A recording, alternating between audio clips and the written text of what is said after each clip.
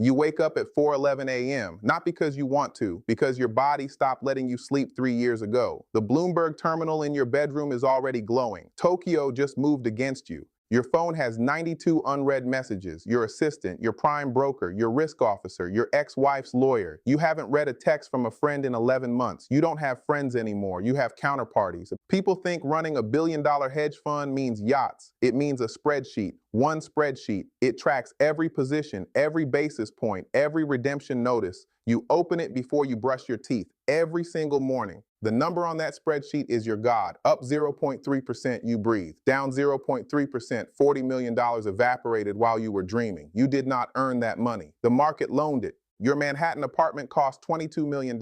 You have not eaten dinner in it in 4 months. You eat at your desk. Cold sushi, lukewarm coffee, a protein bar your nutritionist picked. You weigh yourself daily. Your driver waits downstairs at 5:45. Black Escalade, tinted windows. You don't look up from your phone the entire ride. You used to notice the city. Now the city is just latency between meetings. At the office, 23 analysts stand when you walk in. None of them make eye contact. They are terrified of you. Not because you yell, because you fire people quietly. A Slack message, a severance, gone by lunch. Your morning meeting is 8 minutes long. 8. Each analyst has 90 seconds to defend their thesis. If you ask one question they cannot answer, the position gets cut in half by noon. Capital is oxygen here. By 9:30, the opening bell rings somewhere. You don't hear it. You haven't heard a bell in years. You watch the tape. Green numbers, red numbers. Each one a vote on whether you still deserve to exist. A pension fund in Ohio just pulled $40 million from your fund. Their email said reallocation. It means they don't trust you anymore. You read it twice, then you keep working. You cannot afford to feel it.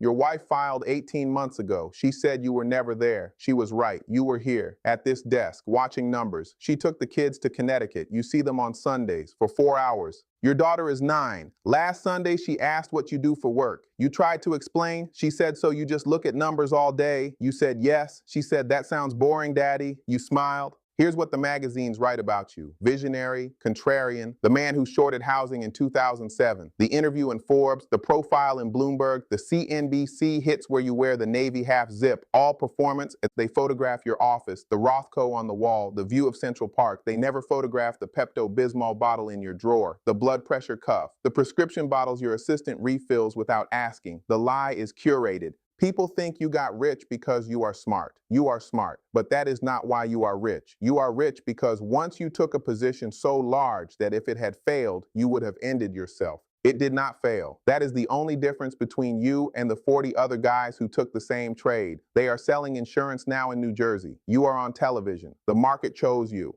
randomly. But you cannot say that on CNBC. On CNBC, you say process, you say discipline, you say we saw what others missed. Investors need to believe you have a system. If they knew it was variance, they would leave. So you build a story. The story has a name, the story has a framework, the story has a quarterly letter written in the voice of a man who knows things. The story raises capital. The story is the product. Your real product is not returns. Your real product is certainty. Pension funds, endowments, sovereign wealth, family offices, they do not pay you for alpha. They pay you to feel safe in front of their boards. You sell calm. 2% of $1 billion is $20 million every year, whether you make money or lose money. That is your management fee. That is the prize. 20% of profits is the lottery ticket on top. So the lie isn't that you're a great investor. The lie is that great investing is what they're paying for. They're paying for the meeting, the slide deck, the Davos badge, the feeling of being inside the room, theater. Your investors fly in once a quarter. You take them to Per Se. You order the wine they expect. You show them the slides. You speak in measured sentences. You let them feel important. They write you another check.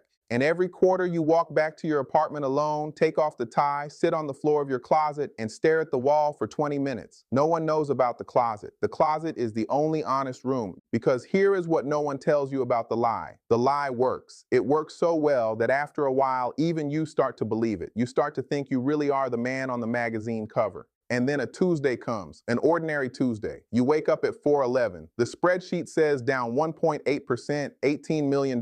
You blink, you refresh, same number. Your hands stop working for 90 seconds. By 10 a.m., the loss is 3%, $30 million. By noon, it is 4.7, $47 million. The position you were certain about, the thesis you wrote 40 pages defending. The market is laughing at it. Your risk officer walks into your office without knocking. He has never done that. He says one sentence: we need to talk about Tuesday. You realize he means today. You did not know what day it was. You make the call no hedge fund manager wants to make. You unwind the position at the worst possible price. You eat the loss. $62 million, gone in 6 hours. Your annual return just turned negative. In June, that night you do not go home. You sleep on the couch in your office. The couch is leather. It is not comfortable. You wake up at 3 a.m. and stare at the ceiling and ask the question. The question is, what am I actually doing with my one life? You are 46 years old. Your daughter is growing up in another state. Your body hurts in places it did not used to. Your father is dying. Your father is dying. You forgot to mention that earlier because you have been training yourself to forget it. He is in a hospice in Phoenix. You have not visited in 7 weeks. The fun came first. It always does. You pick up the phone, you call him, it is 6 a.m. in Phoenix. He answers on the 4th ring. His voice is paper. He says, I was hoping you'd call today. You start crying at your desk, silently.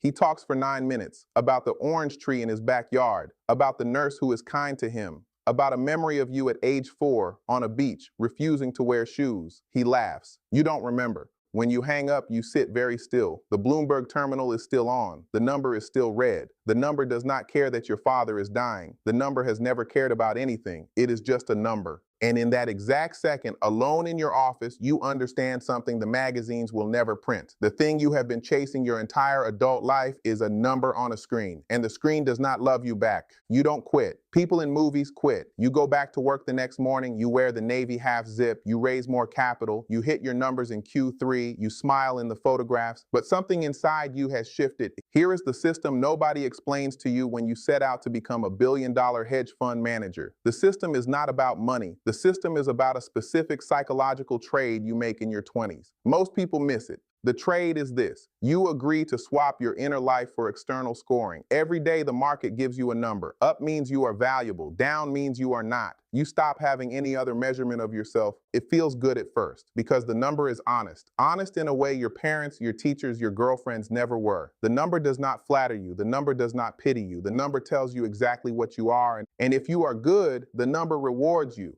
with houses, with status, with invitations, with the validation that you spent your whole childhood waiting for. The validation comes. It really does come. That is the dangerous part. Because once you have tasted being measured by an honest external system, every other kind of love starts to feel fake. Your wife saying I love you cannot compete with a $40 million gain. The gain is provable. Love is not. So you slowly, almost without noticing, stop investing in the things that cannot be measured. Friendships, hobbies, long dinners, the texture of an ordinary Saturday. You convert all of your time into the only currency the market accepts, focus, and the system rewards this conversion. The more you give it, the more it gives you back, until one day you look up and you have nothing left to convert. You are pure focus, pointed at one screen, in one room, alone. This is the trap, and it is elegant. The trap is not that the work is hard. The trap is that the work is the only thing left that feels real to you. Everything else has been quietly hollowed out by you. And here is the cruelest mechanism. You cannot just walk away, because if you walk away, the number stops. And without the number, you do not know who you are anymore. The number became the self. The self is gone. This is why hedge fund managers do not retire at 50 with $1 billion and go fishing. They keep going at 60, at 70, at 80, not because they need the money, because they need the number. The number is identity. The system was designed by no one. Nobody sat in a room and built it. It emerged. It emerged because human beings will always trade their inner life for an external scoreboard if you give them one that pays out reliably. Wall Street did not invent this trade. It just industrialized it, made it cleaner, faster, more lucrative. But the same trade is happening to a teenager checking Instagram likes right now. Same mechanism, smaller stakes, same hollowing out at the end. So what does it actually cost to run $1 billion hedge fund? Not in dollars, in the only currency that matters at the end. Here is the bill, and nobody itemizes it for you when you sign up at 23. It cost you your father's last 7 weeks, the ones you spent on a Bloomberg terminal instead of an airplane. You will get those 7 weeks back exactly never. Not when you make $1 billion, not when you make 10. It costs you your daughter's childhood. The 4-hour Sundays in Connecticut are not childhood. Childhood is 1,000 small, unphotographed moments, and you traded them for slides you will not remember in 5 years. The trade was final. It cost you the body you had at 30, the sleep you had at 25, the capacity to feel ordinary joy that you had as a teenager before you knew what a basis point was. These do not grow back. It cost you the friends who knew you before the money. They did not leave because of jealousy. They left because you stopped showing up. You canceled, you rescheduled, you took the call in the middle of dinner. They got tired, and it cost you the version of yourself that could have existed if you had pointed all that intelligence at something other than a spreadsheet. The novelist you might have been, the teacher, the father. That person is dead now. You killed him quietly. And here is the worst line on the bill. It cost you the ability to even know what you lost, because the system trained you to value only what it measures. The things you lost are precisely the things it could not measure, so you cannot mourn them. You can only feel a vague, shapeless heaviness on Tuesday nights when the market is closed and the office is quiet and there is no number to look at and nothing in your hands and nothing inside. And if you are watching this and you are 23 years old and Wall Street is recruiting you, here is what nobody on the recruiting team will say. The job will give you everything they promise and take everything they don't mention. Both true.